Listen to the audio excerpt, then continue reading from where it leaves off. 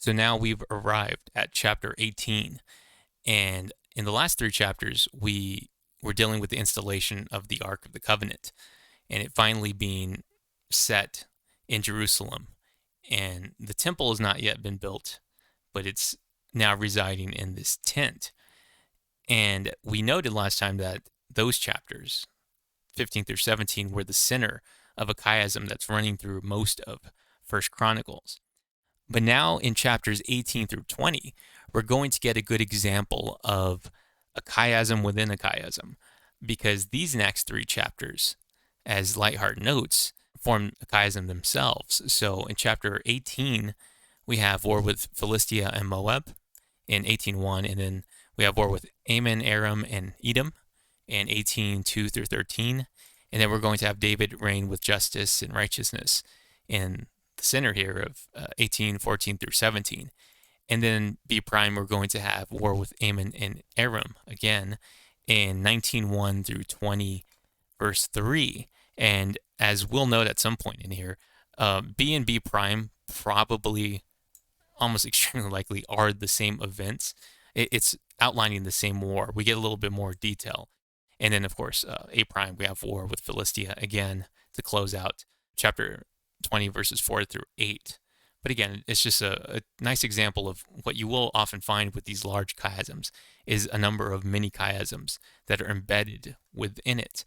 And we should also note here on the broader context, Labuschagne, again, with some of the number stuff, he points out that chapter 18, verse 1, all the way to chapter 21 through 30, which is basically these chapters, 18, 19, 20, 21, 46 times 26 words. So it's 1,196. And of course, 26 being one of our values of the divine name Yahweh. And in chapter 18, verses 4 through 6, this is where David defeats the king of Zobah and subjugated the Syrians. It's 51 words, or 3 times 17. Again, 17 being one of our other divine numbers. And verses 9 through 13, it's Hadadezer is defeated, Edom is subjugated, Yahweh gives David victory wherever he goes. That's 85 words, or 5 times 17 words. Again, the divine number. But let's just go ahead and take some of this apart piece by piece. So we'll just start here at verse 1. After this, David defeated the Philistines and subdued them, and he took Gath and its villages out of the hand of the Philistines. And he defeated Moab, and the Moabites became servants to David and brought tribute. And actually, I'm just going to pause there and we'll start taking this apart. So Johnstone notes that these chapters, 18 through 20, also underline the unfitness of David as the man who has shed much blood. So it's in these chapters that we get further examples of this, that he's unfit to be the builder of the temple in Jerusalem. In commenting more broadly on this sequence here, Johnstone notes in 210, page 210 of his commentary, the sequence of narratives of conquest or recognition in 1 Chronicles 18 is west, east, north, and south. The campaign resumes against the emblematic foe, the Philistines, the immediate neighbors to the west. They now lose the border territory of Gath. So we're going to move in that west, east, north, south direction in the people that they're fighting up against. So for instance, the Moabites in verse 2, the immediate neighbors to the east become David's slaves and pay tribute. For Minha, the key term for the acknowledgement of the Lord's sovereignty through David. Compare 1 Chronicles 16, verse 29. And Minha is this term, tribute or whatever. And now moving down to verse 3, and David also defeated Hadadezer, king of Zobah Hamath, as he went to set up his monument at the river Euphrates.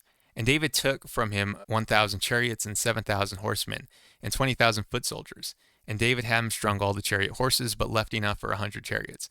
And when the Syrians of Damascus came to help Hadadezer, king of Zobah, David struck down 22,000 men of the Syrians.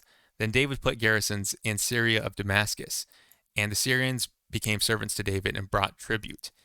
And the Lord gave victory to David wherever he went. And David took the shields of gold that were carried by the servants of Hadadezer and brought them to Jerusalem. And from Tibhath and from Kun, cities of Hadadezer, David took a large amount of bronze. With it, Solomon made the bronze sea and the pillars and the vessels of bronze. And commenting on verse 3, Johnstone says, The immediate Aramean neighbors to the north lose many prisoners of war to David. 7,000 of their cavalry, 20,000 of their infantry, 9/10 of their chariot force are disabled, and the remaining 100 appropriated. Their king bears the programmatic name Hadadezer. Hadad, that is, it's the proper name of the Canaanite deity Baal, is help, which contains within it the key term help. It recurs in verse 5, no doubt, with a certain grim humor. Hadad, the help, needs help. So his name basically means Baal is help, and he needs help. And it's referring here to verse 5. The Syrians of Damascus came to help Hadadezer. So the Syrians of Damascus came to help Baal is help. And of course, they're no help to him, actually. And so as he continues, here are the counterclaims to the affirmation that the Lord alone, as sole disposer of events, is the source of help. And of course, remember this term, this help, Ezer term, is all over the place, especially in the early chapters of when David is, is having people defect over to him in chapter 11 and 12. And, those early chapters, he's having a number of people come to help him. And you get a lot of that language being used. And Leithart, in page 64 of his commentary, says, there are good reasons to conclude that B and B prime describe the same war. Both involve both Aram and Ammon. In both, David captures 7,000 charioteers. The number of infantry is somewhat confusing, but the 20,000 plus 22,000 of 8:4-5 is roughly equal to the 40,000 of 19:18. The chapters also follow a geographic pattern. We hit this point earlier with Johnstone, who noted this geographical movement. David fights Hadadezer and Hamath in the far north and Edom in the south toward the border of Egypt. David's conquests move west to east, north to south. And he notes here in the footnote that Johnstone points out that it would have been impossible for Hadadezer to mount a second campaign after a defeat as devastating as that described in 18:3-4. Putting the two accounts together clarifies some details. David defeats Hadadezer when he goes to establish his hand at the Euphrates. And that's what this monument term is referring to. It's literally his hand. So he says it explains what Hadadezer was doing there. He was organizing an alliance to fight David. And continuing on, and here Johnstone is noting that this language here, the NRSV as well as the ESV, translates it as monuments. He said it means basically hand, and from that physical sense, a number of metaphorical senses are derived.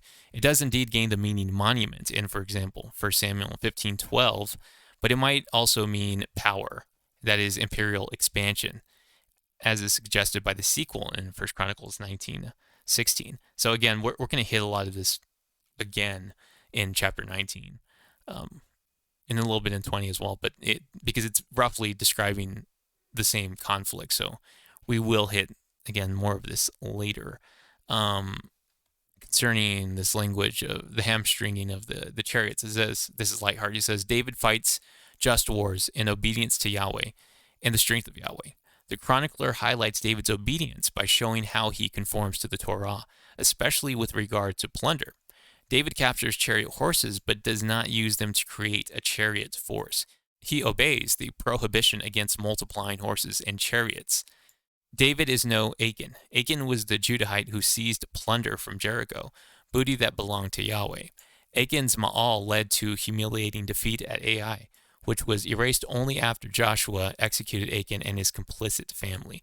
And that's in Joshua 7. If you look at the story itself, let's see if I can see this here. It says, but the people of Israel broke faith in regard to the devoted things, and so on and so forth. But it's that language of breaking faith, I believe, is where they use the term ma'al there. But continuing with Leithart, says, when David conquers Gentiles and seizes armor and treasure, he sends it back to Jerusalem to Yahweh. And he's going to do that later, where he's given plunder by some of these people, and he's just going to hand it right back over to Yahweh. It is interesting because in chapter 14, which, again, chiastically, these sections are linked up with, remember, David in a battle, or after he defeated, maybe it was the Philistines, I don't recall who, but he burned the idols, which was part of that whole holy war idea. When they put a place under the ban, they couldn't take any of the spoils for war. This is very unlike what you get like in Islam, with a big obvious reason why Muhammad expanded so much and so fast with so many people was, it was just a good excuse to plunder people. And so his army grew really fast because, hey, you can join this army and just plunder all these peoples. And but what you have actually in the conquests, like in Joshua, many of these places they're going to come across, and God's going to tell them not to attack these people because he hasn't given them over to the Israelites. And then there's going to be other people where they can't take any plunder at all. They're supposed to burn the entire thing. And we noted in chapter 14 that those, following the work of Heiser, that those places were giant clan populations. So those are the places that are put under the ban, and they don't take any spoils at all. They burned everything. Everything goes up essentially as an offering or like as a sacrifice. But continuing on, Johnstone notes, commenting on verse 5, he says, the threat to one Aramean state draws in another, Damascus, the great Aramean power to the northeast. David inflicts 22,000 casualties, imposes garrisons, and levies tribute from the spoils of Zobah. Jerusalem is enriched with gold and bronze. From the latter, Chronicles adds to his source, Solomon is eventually to make the bronze furnishings of the temple. Unlike Achan, that is, David dedicates the spoils of victory to the Lord, the bestower of victory. In exemplary fashion, he avoids any taint of Ma'al. So Johnstone is hitting on that same point that Lightheart hit on. In commenting on verse 6, and the Lord gave victory to David wherever he went, I note here that the term here is probably it's more literally saved. And Johnstone notes in 2:12 of his commentary, all of David's success is due to the fact that it is the Lord who has given him the victory. And he notes here that this is, it ties over to chapter 11, specifically verse 14. And this is when he took his stand in the plot and defended and killed the Philistines, and the Lord saved them by a great victory. It's the same term, so it's linking back up with that earlier episode with the Philistines in chapter 11. And Riley is going to note similarly as some of the other commentators that the chronicler's text makes it clear that his involvement, that is David, in these wars has meant that David himself was disqualified from being the actual temple builder. However, the chronicler also includes an explicitly positive dimension to these campaigns, in that from them were gained materials which will later be used in the temple cultus. So in other words, they're going to use this gold and bronze and whatnot to build the temple furnishings. And let's go ahead and pick up here at verse 9. And when Tau, king of Hamath, heard that David had defeated the whole army of Hadadezer, king of Zobah, he sent his son Hadaram to King David to ask about his health and to bless him because he had fought against Hadadezer and defeated him. For Hadadezer had often been at war with Tau, and he sent all sorts of articles of gold and silver and bronze. These also King David dedicated to the Lord, together with the silver and gold that he had carried off from all the nations, from Edom, Moab, the Ammonites, the Philistines, and Amalek. Japheth here notes she's making a number of connections, and she concludes, like, if these connections hold, then according to Chronicles, Hadadezer ruled both in Zobah and in Hamath.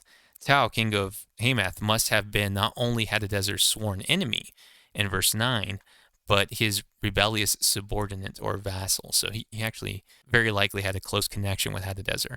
And so he had been a thorn in his side. And so David takes care of it. So he offers these things up freely to David. And continuing on, let's see.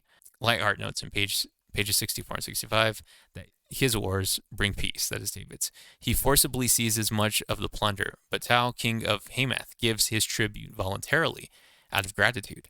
Hadadezer had been at wars with Tau, and when David defeats Hadadezer, he also liberates Tau. David fights in order to defend Israel, but his wars bless Gentiles who are willing to befriend him. Like Hiram of Tyre later in Chronicles, Tau is a type of the kings who the prophets promise will someday stream to Jerusalem, bringing their treasures to the house of God. Compare Revelation 21 and 24. He is an epiphany figure, a prototype of the Magi, and like the other Gentile kings in the Chronicles, he anticipates Cyrus, which is obviously the very end of Chronicles. And commenting on verse 11, Johnstone says, some of these conquests have yet to be recounted. The lands of Edom, Moab, and Ammon, to which Israel has no right, send tokens of recognition which David levies, literally lifts, in verse 11, upon them. So let's just close this out. And Abishai, son of Zeruiah, killed 18,000 Edomites in the Valley of Salt. Then he put garrisons in Edom, and all the Edomites became David's servants. And the Lord gave victory to David wherever he went. And again, that's the same language of he saved him wherever he went. And let's see, commenting on this, John Stone says the slaughter of 18,000 Edomites, Israel's southern neighbors, at the Valley of Salt, virtually completes the circuit of Israel's immediately bordering nations. Garrisons are imposed as an expression of Israelite hegemony. Relations with the remaining nation, Ammon, and the punitive expedition they provoked is to be subject of 1 Chronicles 19, 1 through 20, chapter 20, verse 3. And let's just close out this paragraph. So this is David's administration. So David reigned over all Israel, and he administered justice and equity to all his people. And Joab, son of Zeruiah, was over the army. And Jehoshaphat, the son of Ahilud, was recorder. And Zadok, the son of Ahitub, and Ahimelech, the son of Abiathar, were priests. And Shavsha was secretary, and Benaiah, the son of Jehoiada, was over the Cherethites and the Pelethites. And David's sons were the chief officials in the service of the king. And so let's go ahead and take a look at this.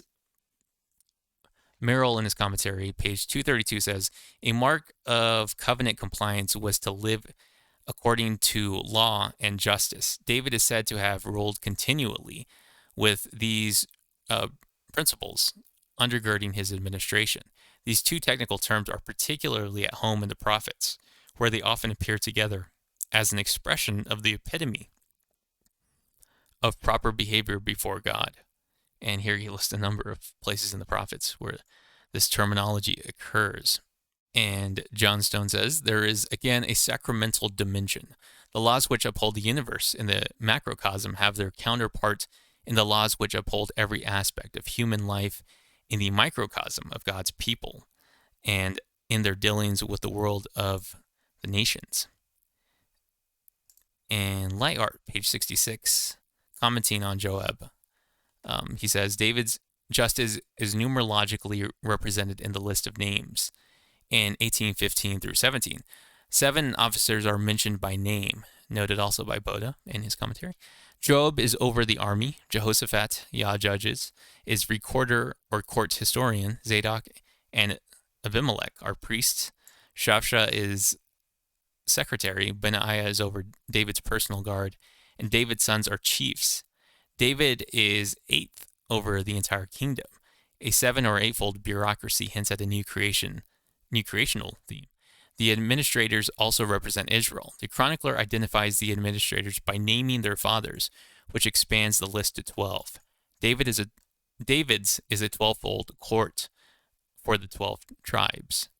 And commenting on Shavsha, it calls him here the secretary. But Johnstone says in his commentary, even more significant in light of the sequel is the office of secretary scribe. Compare already 1 Chronicles 2, verse 55 for its position immediately alongside the house of David. Let me actually click on it just so you can see it. So here it's referring here to the scribes, and then obviously immediately chapter 3 is the descendants of David. So these are the sons of David, so on and so forth. So it's just pointing out that there's a close association with the scribe, specifically with David. While in 1 Chronicles 27:32, if the reference is to the position and not just a descriptive term, the holder was an uncle of David. Another holder of the office is termed a Levite in 1 Chronicles 24:6. The connection of the scribe with the temple is further confirmation. And he gives another reference here, and especially his entitlement to handle the book of the law. For the understanding of the nature of the guilt which David is about to incur by embarking on his census of the people in chapter 21, it is crucial to note that the muster of Israel for service in the Lord's host is a sacral task that ought to lie within the responsibilities of the scribe. And here he lists 2 Chronicles 26:11. Not those of the army commander Joab. So this will become relevant when we hit chapter 21. But I thought it was important to give a little bit of preliminary thought to that idea that it may be hinted at already here with this particular figure. It's easy to read right over this guy. In fact, this comment here by Johnstone is one of the only ones referring at all to this individual. Most people just, most of the commentaries just kind of gloss over him. But if these connections do hold, then you do have an important dimension to what David does in chapter 21 to incur guilt. There was another, I wanted to look at this other one. I wanted to look at this one. In chapter 27, it says, Jonathan, David's uncle, was a counselor, being a man of understanding and a scribe. And if we were to click on that, we would note it's the same term here. So it's kind of interesting that the scribe or secretary, it's an interesting role. That's most of chapter 18. I think I will take chapter 19 and 20 together. Those chapters will recapitulate a little bit of what we hit here in this chapter as well. I thought about taking all three at the same time, but that would have probably would have resulted in one really long video. I didn't want to do that. So that's, I think, all for this time, and I'll see you guys next time.